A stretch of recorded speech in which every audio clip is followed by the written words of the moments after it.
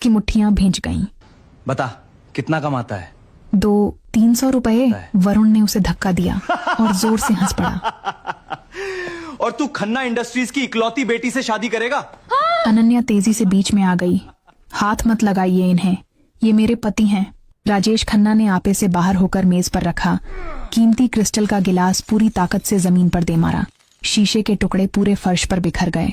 राजेश खन्ना ने गुस्से से हाँफते हुए कहा, आज के बाद इस भिखारी का चेहरा इस हवेली में नजर नहीं आना चाहिए। मैडम मैं चलता हूं। लेकिन अनन्या ने उसका हाथ सख्ती से पकड़ लिया। अगर ये इस घर से जाएंगे तो मैं भी इनके साथ ही जाऊंगी। पूरे कमरे में फिर से एक गहरा सन्नाटा छा गया।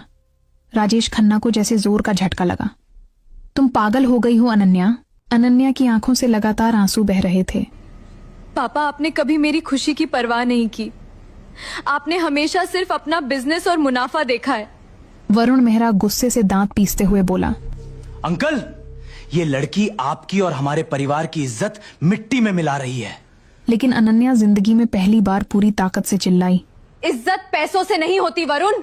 कमरे में मौत जैसा सन्नाटा छा गया। अर्जुन बस हैरत से अनन्या को देखे जा रहा था। इतनी अमीर और खूबसूरत लड़की, लेकिन अंदर से कितनी टूटी हुई और अकेली थी। तभी राजेश खन्ना ने बेहद ठंडी और बेरहम आवाज में कहा, ठीक है।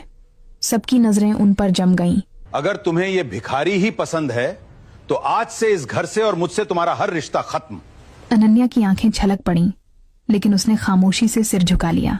राजेश खन्ना ने गार्ड्स को खून भरी नजरों से देखा। इन दोनों को इसी वक्त धक्के मारकर बाहर निकालो।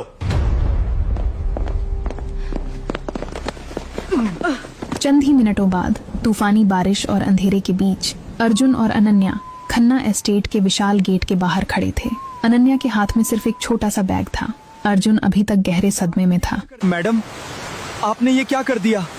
अपने बाप की इतनी बड़ी दौलत छोड़ दी। अब मुझे मैडम मत बोलो अर्जुन। लेकिन मैं आपको इस तूफान में कहां ले जाऊं? मेरा घर बहुत छोटा और कच्चा है।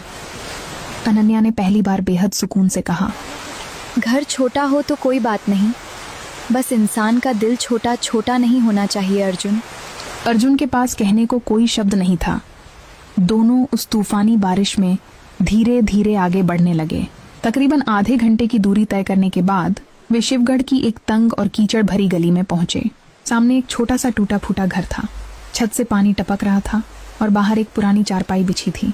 अनन्या कुछ सेकंड तक उस खस्ताहाल घर को देखती रही, फिर मुस्कुराकर बोली, यहीं रहते हो?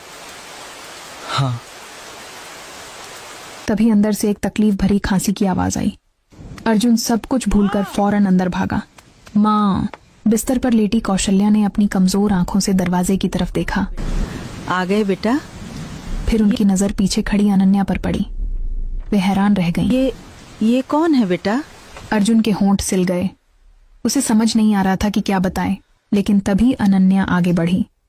उसने झुककर आदर से कौशल्या के पैर छुए और बेहद धीमी आवाज में बोली, माँ जी,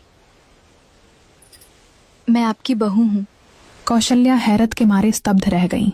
अर्जुन का दिल इतनी जोर से धड़का कि लगा सीने से बाहर आ जाएगा। उस रात उस छोटे से गरीब खाने में बिजली भी नहीं थी। मोमबत्ती की टिमटिमाती रोशनी में अरबपति पिता की बेटी अनन्या जिंदगी में पहली बार कच्ची जमीन पर चटाई बिछाकर बैठी थी। उसके सामने सूखी रोटी और रात की बची हुई आलू की सब्जी रखी थी, जिसे वह खा रही थी। लेकिन हैरत की बात यह थी कि उसके चेहरे